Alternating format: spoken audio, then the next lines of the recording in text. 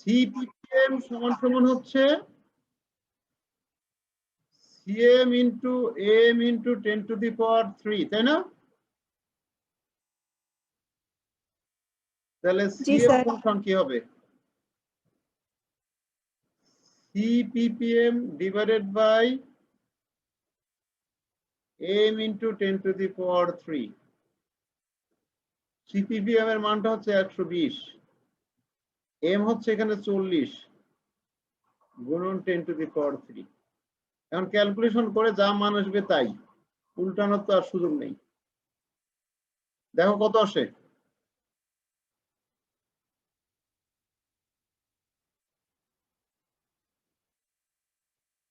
এটা দিয়ে এটাকে 3 গুণন 10 to the power -3, তাহলে 3 into 10 to the power -3। এটা দিয়ে এটাকে স্যার এটাই অ্যানসার না স্যার?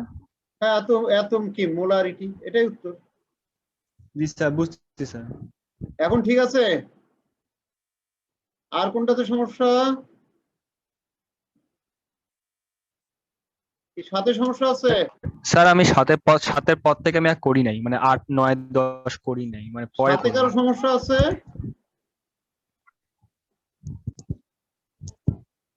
জি স্যার 7 নাম্বারটা পাচ্ছিলাম না। আচ্ছা, CPPM সমান সমান কত? C% গুণন কত? 10 to the power 4 না ভাগ 10 to the power 4।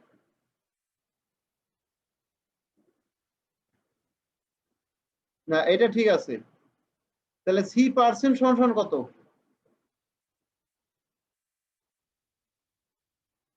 CPPM divided by 10 to the power 4 কত আসে? 12,000 ভাগ 10 to the power 4। ক্যালকুলেশন করো, যা আসবে তাই। 0.12%। এটা কি বোঝা গেছে?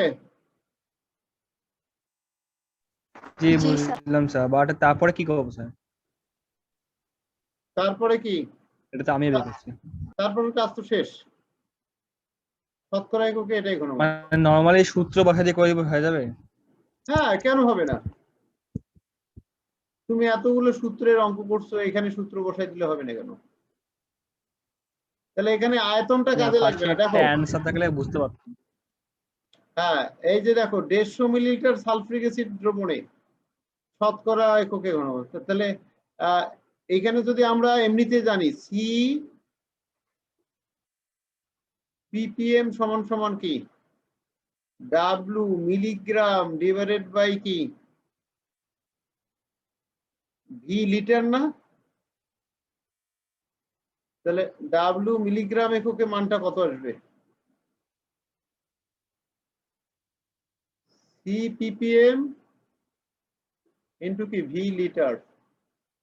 PPM এর মানটা হচ্ছে 1200 গুণন V লিটারটা কত? 150 কে লিটার করলে কি 0.15 লিটার। এটা ক্যালকুলেশন করলে কত আসে বলো তো? 180 এটা মিলিগ্রাম।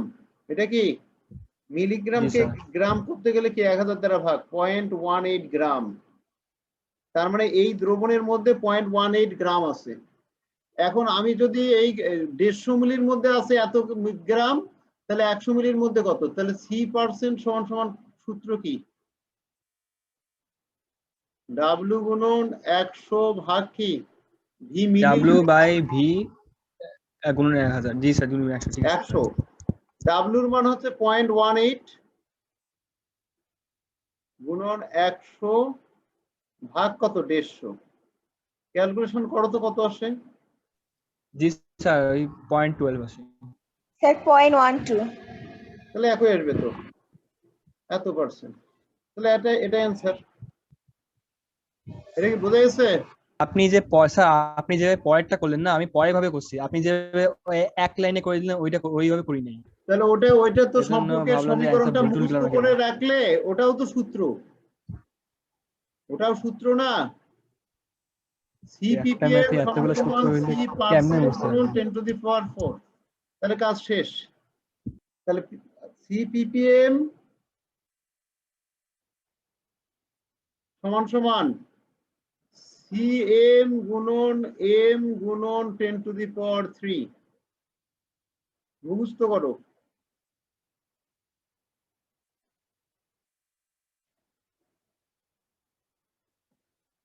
আর একটা আছে CM সমান সমান C% গুণন 10 ভাগ কি M। এই তিনটা মুখস্থ করলে তোমাদের পারস্পরিক রূপান্তরের কাজটা হবে সহজ। তাহলে এই তিনটা সূত্র মুখস্থ রাখো। একটা PPM এর সাথে শতকরা এককের সম্পর্ক, একটা PPM এর সাথে মোলারিটির সম্পর্ক, একটা মোলারিটির সাথে শতকরা এককের সম্পর্ক। বাস, বুঝে গেছে?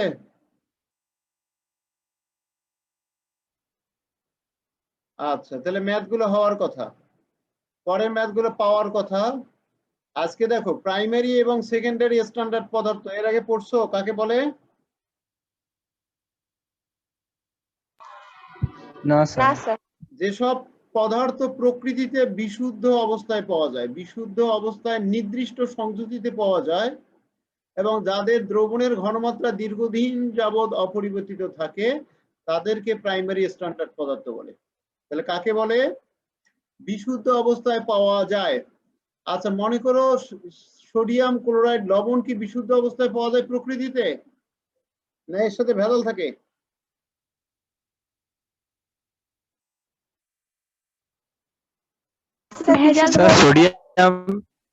সোডিয়াম ক্লোরাইড মনে করো সমুদ্রের পানিতে পাওয়া যায়, তাই না? এখন এটা কি বিশুদ্ধ অবস্থায় পাওয়া যায় না ভেজাল যুক্ত অবস্থায় পাওয়া যায়? ভেজাল যুক্ত। ভেজাল যুক্ত স্যার। তাহলে সোডিয়াম ক্লোরাইডের দ্রবণে রেখে দিলে ঘনমাত্রা কি দীর্ঘদিন অপরিবর্তিত থাকবে না ঘনমাত্রা পরিবর্তিত হয়ে যায়? পরিবর্তিত হয়ে যাবে স্যার।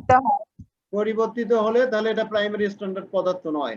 এই প্রাইমারি স্ট্যান্ডার্ড পদার্থের উদাহরণ খাতায় লিখে রাখো। একটা হচ্ছে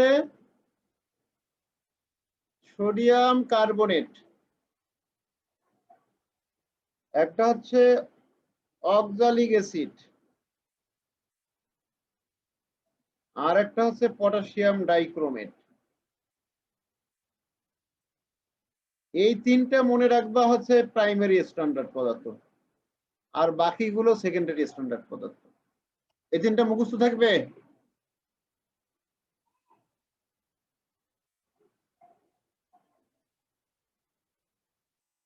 স্যার সোডিয়াম কার্বনেটের পরে ওইটার সংকেতটা H2C2O4 অক্সালিক অ্যাসিড। কার সংকেত এটা? Oxalic acid.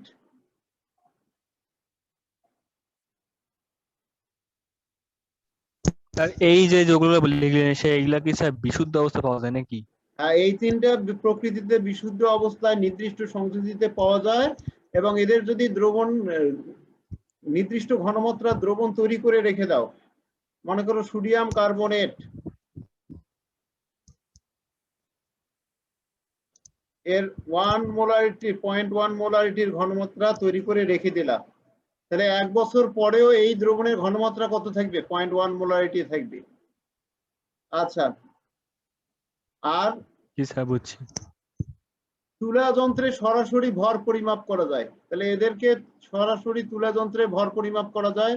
তুলা যন্ত্রের উপাদানের সাথে এরা বিক্রিয়া করে না, বিশুদ্ধ অবস্থায় পাওয়া যায় বায়ুর অক্সিজেন, জলীয় বাষ্প, অন্যান্য উপাদান দ্বারা। অন্যান্য উপাদান দ্বারা বায়ুর যে অন্যান্য উপাদান আছে, কার্বন ডাই অক্সাইড, তাহলে অন্যান্য উপাদানের সাথে বিক্রিয়া করে না বা অন্যান্য উপাদান দ্বারা আক্রান্ত হয় না। এদের দ্রবণের ঘনমাত্রা দীর্ঘদিন অপরিবর্তিত থাকায় আর পানিগ্রাহী বা পানিগ্রাসী নয়, পানি শোষণ করে না। যে ক্যালসিয়াম ক্লোরাইড লবণ যদি খোলা অবস্থায় রেখে দাও, কিছুক্ষণ পর দেখবা যে এটা ভিজে গেছে। কেন ভিজে যায়? বায়ু সংস্পর্শে আসে, বায়ু থেকে জলীয় বাষ্প শোষণ করে, বায়ু থেকে জলীয় বাষ্প শোষণ করে, তাহলে যার কারণে এটা ভিজে যায়। কিন্তু সোডিয়াম কার্বনেটকে যদি রেখে দাও এরকম ভিজে যাবে না। তার মানে সোডিয়াম কার্বনেট পানিগ্রাহী বা পানিগ্রাসী নয়। এটা কি বোঝা গেছে উদাহরণ? আর প্রাইমারি স্যার। স্ট্যান্ডার্ড পদার্থের কোনো একটা বৈশিষ্ট্য যদি কোনো পদার্থের মধ্যে না থাকে, ওই পদার্থটা হচ্ছে সেকেন্ডারি স্ট্যান্ডার্ড পদার্থ। এখন বিশুদ্ধ অবস্থায় পাওয়া যায় না, দ্রবণের ঘনমাত্রা সময়ের সাথে পরিবর্তিত হয়, তুলা যন্ত্রে সরাসরি ভর পরিমাপ করা যায় না, বায়ুর অক্সিজেন, জলীয় বাষ্প বা অন্যান্য উপাদান দ্বারা আক্রান্ত হয়, পানি গ্রাসী, তখন ওই উপাদানগুলোর কোনো একটা বৈশিষ্ট্য যদি এগুলোর মধ্যে থাকে, তাহলে ওই উপাদানকে কি বলবো আমরা? সেকেন্ডারি স্ট্যান্ডার্ড পদার্থ। বোঝা গেছে কি? ওই তিনটা জি, উপাদান স্যার। বাদে মনে করো তাহলে HCl টা কি হবে?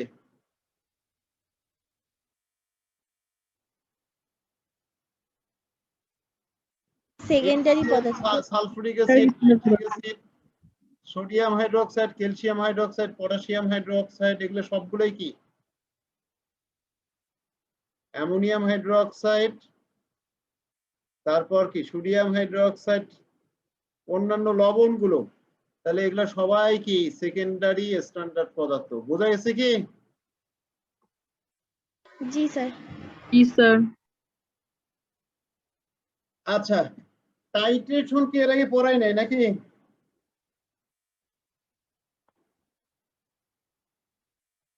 খুব ইম্পর্টেন্ট একটা না টপিক। স্যার। এটা হচ্ছে ভেরি ভেরি ভেরি ইম্পর্টেন্ট একটা টপিক, এবং এটার ব্যবহারিক আছে, প্র্যাকটিক্যাল।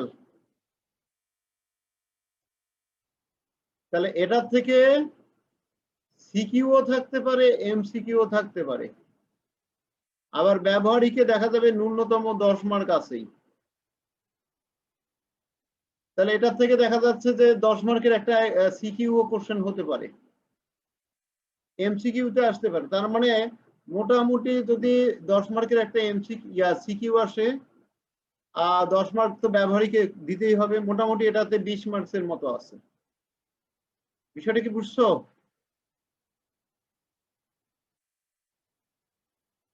জি স্যার। তাহলে স্যার, তোমাদের আরেকবার বলেন স্যার।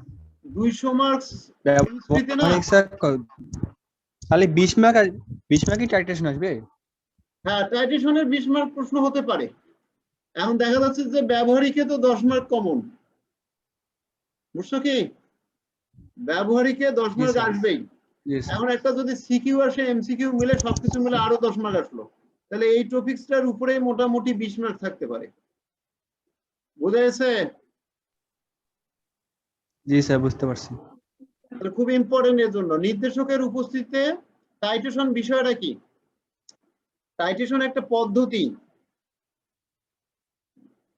কি নির্ণয়ের পদ্ধতি? ঘনমাত্রা নির্ণয়ের পদ্ধতি। যে নির্দেশকের উপস্থিতিতে কোনো প্রমাণ দ্রবণের সাহায্যে কোনো অজানা ঘনমাত্রার দ্রবণের বিক্রিয়া ঘটিয়ে টার্মটা যদি বাদ দাও, যে এটা টার্ম বাদ, তাহলে অজানা ঘনমাত্রার দ্রবণের ঘনমাত্রা নির্ণয়ের পদ্ধতিকে টাইট্রেশন বা বাংলায় বলা হচ্ছে অনুমাপন। টাইট্রেশন, অনেকে এটাকে লেখে ট্রাইট্রেশন, ট্রাইট্রেশন না, শব্দটা দেখো, ট্রাইট্রেশন না টাইট্রেশন? টাইট্রেশন। তাহলে এটা ভুল, বুঝেছে? তাহলে কার উপস্থিতিতে? নির্দেশকের উপস্থিতিতে কোনো প্রমাণ দ্রবণের সাহায্যে কোনো অজানা ঘনমাত্রার দ্রবণের ঘনমাত্রা নির্ণয়ের পদ্ধতিকে টাইট্রেশন বা অনুমাপন বলে। মাঝখানের এটা বাদ দিলেও চলবে। বোঝা গেছে কি? জি স্যার। মনে করো তোমাকে একটা দ্রবণ দেয়া হলো ল্যাবরেটরিতে, তুমি কেমিস্ট্রি ল্যাবে আসো, যে HCl দ্রবণ দেওয়া হলো, দিয়ে বলা হলো যে যাও ল্যাবরেটরিতে এটার ঘনমাত্রা কত নির্ণয় করে নিয়ে আসো। তখন কি করবা তুমি? ঘনমাত্রা নির্ণয় করতে হবে। ঘনমাত্রা জানা নাই, এখানে দ্রবণের মধ্যে কতটুকু HCl আছে সেটাও জানা নাই। তাহলে এই ঘনমাত্রা যদি নির্ণয় করতে পারি, ঘনমাত্রা নির্ণয়ের পর ওই দ্রবণে HCl এর পরিমাণটাও আমরা নির্ণয় করতে পারবো। তাহলে এই জন্য আমরা বলি নির্দেশকের উপস্থিতিতে কোনো প্রমাণ দ্রবণের সাহায্যে কোনো অজানা দ্রবণের ঘনমাত্রা নির্ণয় বা পরিমাণ নির্ণয়ের পদ্ধতিকে টাইট্রেশন বা অনুমাপন বলে। তাহলে ঘনমাত্রা অথবা পরিমাণ নির্ণয়ের পদ্ধতিকে টাইট্রেশন বা কি অনুমাপন বলে। আচ্ছা, তাহলে তোমাকে মনে করো HCl একটা দ্রবণ দেয়া হলো, এটার ঘনমাত্রা জানা নাই, তাহলে এটা অজানা ঘনমাত্রার দ্রবণ, এটাই হচ্ছে অজানা ঘনমাত্রার দ্রবণ। তাহলে আমাদের এর ঘনমাত্রা নির্ণয়ের জন্য কি প্রয়োজন হবে?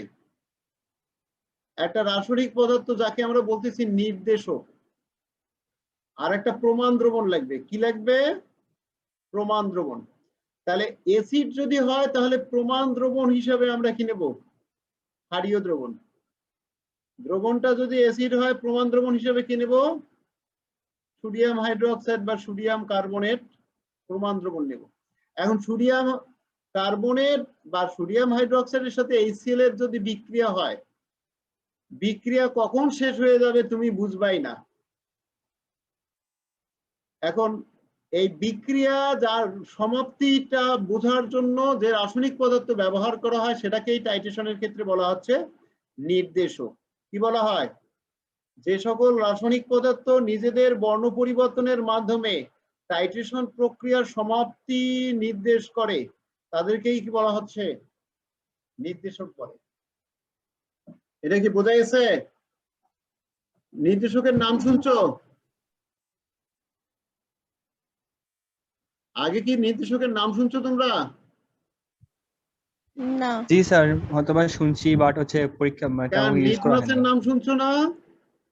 জি জি স্যার, স্যার, লিটমাস লিটমাসের নাম পেপার। তো শুনছি, এটা তো তার নির্দেশক লিটমাস স্যার। পেপার শুনছো, কিন্তু লিটমাস একটা অ্যাসিড। Litmus acid? হ্যাঁ, লিটমাস একটা অ্যাসিড। লিটমাস অ্যাসিডের দ্রবণের মধ্যে একটা কাগজকে ভিজাই নিয়ে কাগজটাকে শুকায় নিলে এটা হচ্ছে লিটমাস কাগজ, লিটমাস পেপার। বিষয়টা কি বুঝছো? জি স্যার। লিটমাস অ্যাসিডের দ্রবণে একটা কাগজকে ভিজায়ে কাগজটাকে শুকায় নিলে এটাই কি লিটমাস পেপার। আকি বোঝা গেছে? তাহলে এটা হচ্ছে রাসায়নিক পদার্থ। জি স্যার, বোঝা গেছে স্যার। আচ্ছা, স্যার এটা যদি অ্যাসিড হয় তাহলে তো এর মধ্যে আবার অ্যাসিড দেওয়া হয়, ওই কাগজের মধ্যে মানে খুব পরীক্ষা। ওই কাগজের মধ্যে খুব সামান্য পরিমাণ অ্যাসিড থাকে, যেটা বিক্রিয়ায় যেটা অংশগ্রহণ করে সেটা খুব সামান্য। এটা বিক্রিয়ার ক্ষেত্রে কোনো পরিবর্তন ঘটায় না। তাহলে এখানে কি কিন্তু বলা স্যার হচ্ছে? আমরা তো দুই ধরনের লিটমাস পেপার ইউজ করি না, একটা নীল একটা লাল, তো ওই ওখানে তো একই একটা লিটমাস খাদ পেপার থাকে। দুই ভাবেই ব্যবহার করা যাবে। মনে করো একটা লাল লিটমাস নিছো, এটাকে একটু অ্যাসিডের ক্ষারের মধ্যে ভিজাই নিলে কি হয়ে যাবে? নীল। ওই লিটমাসটাকে আবার অ্যাসিডের মধ্যে ভিজাই নিলে কি হবে? লাল। তাহলে এর তো বর্ণ পরিবর্তন হতেই থাকবে। আসলে ওই লিটমাস পেপার ক্ষারীয় মাধ্যমে কি দেখায়? নীল বর্ণ। আর অম্লীয় মাধ্যমে কি দেখায়? লাল বর্ণ। একই লিটমাস। ওকে, আমরা পরে বিষয়টাতে আসতেছি। তাহলে যে সকল রাসায়নিক পদার্থ নিজেদের বর্ণ পরিবর্তনের মাধ্যমে কোনো অ্যাসিড বা ক্ষার দ্রবণ নির্দেশ করে, একটা দ্রবণ অম্লীয় দ্রবণ না ক্ষারীয় দ্রবণ নির্দেশ করবে, এই যে রাসায়নিক পদার্থটা এক্ষেত্রে বর্ণ পরিবর্তন করে নির্দেশনা দেয় তাকেই বলা হচ্ছে নির্দেশক। নির্দেশক সমূহ সাধারণত দুর্বল জৈব অ্যাসিড বা জৈব ক্ষার। এরা কি হয়? দুর্বল জৈব অ্যাসিড বা জৈব ক্ষার। এখন মনে করো, শোনো, HCl দ্রবণের মধ্যে নীল লিটমাস নেয়ার কারণে লিটমাসের বর্ণ হয়ে গেছে কি? লিটমাসের বর্ণ মনে করো লাল। আচ্ছা, এর মধ্যে আমরা ফোটায় ফোটায় কি যোগ করব? ফোটায় ফোটায় কি যোগ করব? মনে করো এক ফোঁটা করে ক্ষার যোগ করতেছি। কি যোগ করতেছি? ক্ষার। NaOH আর সোডিয়াম হাইড্রোক্সাইড বা সোডিয়াম কার্বনেট বা পটাশিয়াম হাইড্রোক্সাইড যোগ করতেছি, যে কোনো ক্ষার যোগ করতেছি। এক সময় এই অ্যাসিড সব বিক্রিয়া করে প্রশমিত হয়ে যাবে না? জি স্যার। তাহলে এখানে এক ফোঁটা করে যোগ করতেছি।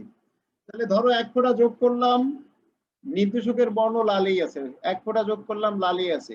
এভাবে 100 ফোঁটা 150 ফোঁটা যোগ করার পর লাস্ট যে ফোঁটাতে নির্দেশকের বর্ণ হঠাৎ পরিবর্তন হয়ে মনে করো কি হয়ে গেছে, লাল থেকে নীল হয়ে গেছে। কি হয়ে গেছে? লাল থেকে সাথে সাথে লাল থেকে নীল হয়ে যাবে? এক ফোঁটাতেই হঠাৎ করে হবে। আমি তো আল্লাহ, যোগ করতেইছি, এক ফোঁটা করে যোগ করতেছি আর ঝাঁকাবো, এক ফোঁটা যোগ করবো ঝাঁকাবো। এভাবে 50 ফোঁটা বা 100 ফোঁটা বা 150 ফোঁটা যোগ করার পর লাস্ট মানে যোগ করলাম, দেখা গেল যে পরিবর্তন হয় নাই, 150 ফোঁটা যোগ করছি, 151 নম্বর ফোঁটা যোগ করার সাথে সাথে কি হয়ে গেছে, হঠাৎ করে লাল লিটমাসের বর্ণ নীল হয়ে গেছে। তখন বুঝবো যে এখানকার অ্যাসিড গুলো সবগুলো শেষ হয়ে গেছে।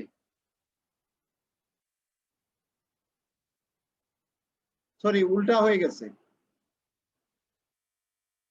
অ্যাসিডের মধ্যে থাকে কি না, ঠিক আছে, অ্যাসিড ক্ষার লাল লিটমাসকে নীল করে। তাহলে লাল জাস্ট যে ফোঁটাটাতে নির্দেশকের বর্ণ পরিবর্তন লাল থেকে নীল হবে, ওই ফোঁটাটাকে আমরা বলবো কি সমাপ্তি বিন্দু। এটা কি বুঝছো?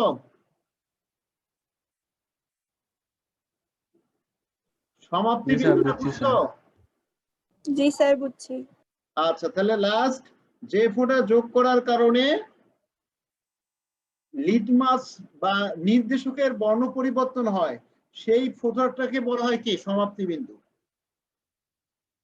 স্যার আমাদের প্র্যাকটিক্যালি ফটোটা বের করতে হবে? হ্যাঁ, এই সমাপ্তি বিন্দু নির্ণয় করাটাই হচ্ছে প্র্যাকটিক্যালের কাজ। বুঝছো কি? এই সমাপ্তি বিন্দু নির্ণয় আমি সব করাটাই থেকে হচ্ছে ফেল করবো। ব্যবহারিক।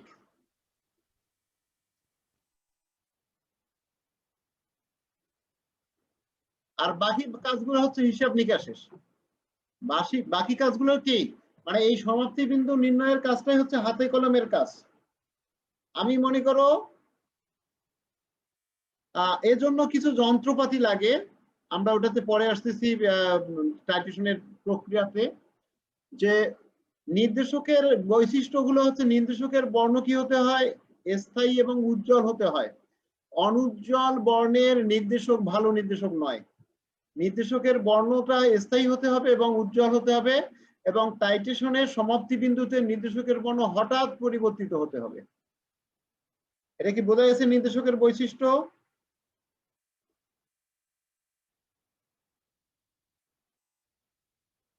জি স্যার। আচ্ছা, এখন টাইটেশন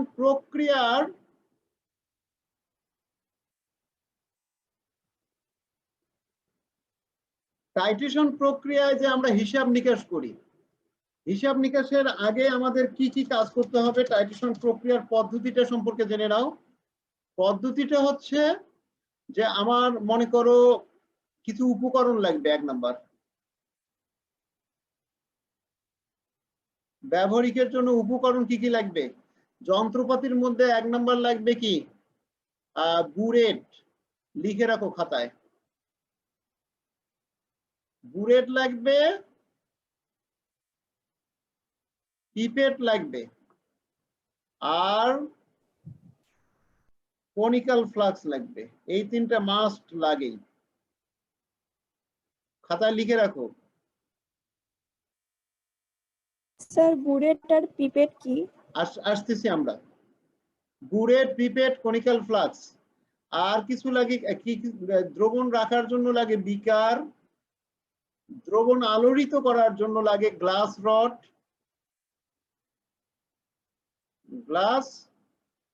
কাঁচের দণ্ড, কাঁচদণ্ড, গ্লাস রড বা কাঁচদণ্ড। আর দ্রবণ ঢালাঢালি করার জন্য লাগে ফানেল। কি লাগে?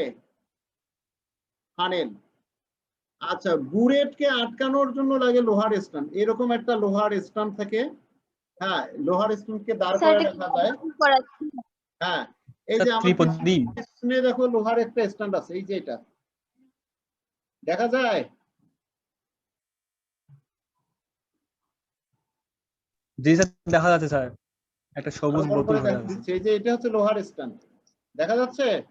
আর লোহার স্ট্যান্ডের মধ্যে এটা কনিক্যাল ফ্লাক্সকে কি ক্লাম্পের সাথে আটকায় রাখছে, দেখা যাচ্ছে। এই যে এই জায়গায় দেখো, ঠিক আছে। স্যার আমি দেখতে পাচ্ছি না।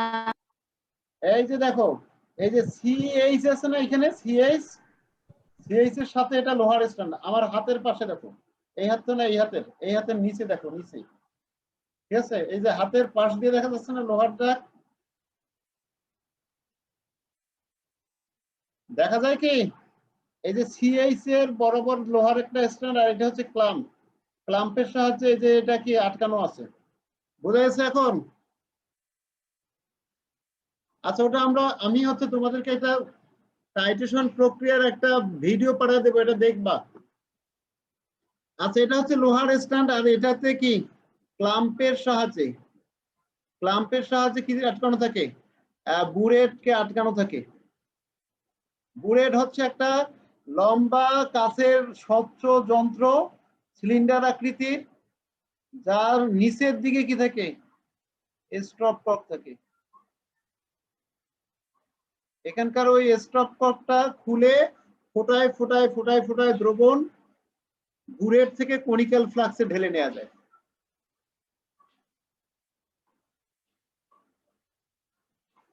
এরকম একটা যন্ত্রকে বলা হয় কি কনিক্যাল ফ্লাক্স, কাঁচের তৈরি, এটাও স্বচ্ছ।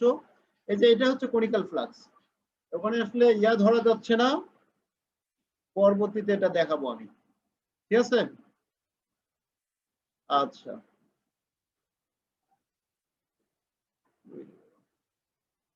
আচ্ছা, তাহলে ক্লাম্পের সাহায্যে বুরেটকে আটকানো থাকে, এটা লোহার স্ট্যান্ড। তাহলে আমাদের আর লাগতেছে কি? লোহার স্ট্যান্ড লাগবে, তারপর ক্লাম্প লাগবে। ক্লাম্পের সাহায্যে ওই স্ট্যান্ড বুলেটকে আটকায় দেব। আচ্ছা, এগুলো হচ্ছে যন্ত্র।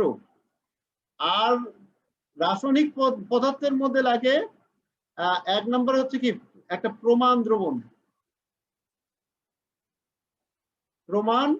দ্রবণ। আমাদের যদি অজানা ঘনমাত্রার দ্রবণটা হয় অ্যাসিড, তাহলে প্রমাণ দ্রবণটা হবে ক্ষার। যদি অজানা ঘনমাত্রার দ্রবণটা হয় ক্ষার, তাহলে প্রমাণ দ্রবণ হবে অ্যাসিড। যদি অজানা ঘনমাত্রার দ্রবণটা হয় জারক, তাহলে প্রমাণ দ্রবণটা হবে বিজারক। আর যদি অজানা ঘনমাত্রার দ্রবণটা হয় বিজারক, তাহলে প্রমাণ দ্রবণ হবে জারক। বিষয়টা কি বুঝছো? এজন্য অপোজিট বুঝলাম না। মানে একটা মানে জারক হইলে বিজারক, অ্যাসিড হইলে ক্ষার, মানে বিপরীত সব সময়। হ্যাঁ, সবসময় বিপরীত একটা নিতে হবে, তা নাহলে তো বিক্রিয়া হবে না। বিক্রিয়া হয় এরকম প্রমাণ দ্রবণ নিতে হবে। মনে করো আমরা যদি কি HCl নেই, তাহলে এখানে কি সালফুরিক অ্যাসিড এর মধ্যে যোগ করলে কি বিক্রিয়া হবে? না স্যার। তাহলে আমাদের নিতে হবে কি, যে HCl এর সাথে বিক্রিয়া করে এরকম একটা কি, সোডিয়াম হাইড্রোক্সাইড। তাহলে একটা ক্ষার নিতে হবে, প্রমাণ দ্রবণ। তাহলে HCl যদি অজানা ঘনমাত্রার দ্রবণ হয়, তাহলে ক্ষারটা হবে কি প্রমাণ দ্রবণ। এটা কি বোঝা গেছে? আচ্ছা, প্রমাণ দ্রবণ নিলাম। আর কি লাগবে? বিক্রিয়ার সমাপ্তি বিন্দু নির্ণয়ের জন্য লাগবে কি নির্দেশক। বিভিন্ন ধরনের হয়, litmus, methyl orange, methyl red, phenolphthalein, crystal red, এগুলো লিস্ট দেব আমি, নিচে লিস্ট আছে, নিচে দেখলেই পাবা লিস্টটা। আর এখানে কাজগুলো হচ্ছে কি, কাজগুলো হচ্ছে যে লোহার স্ট্যান্ডে বুরেটটাকে সেট করে রাখতে হবে। বুরেটটাকে সেট করে রাখলাম, তারপর বুরেটের মধ্যে মনে করো যদি অ্যাসিডটা নেই, তাহলে বুরেটের মধ্যে HCl অ্যাসিড ঢেলে নিতে হবে। তাহলে HCl অ্যাসিড ঢেলে নিলাম, ঢেলে নিয়ে কি করতে হয়, যে এই পূর্ণ করে রাখতে হয়। সাধারণত বুলেটের মধ্যে 0 থেকে 50 পর্যন্ত দাগ কাটা থাকে, ছোট ছোট দাগ।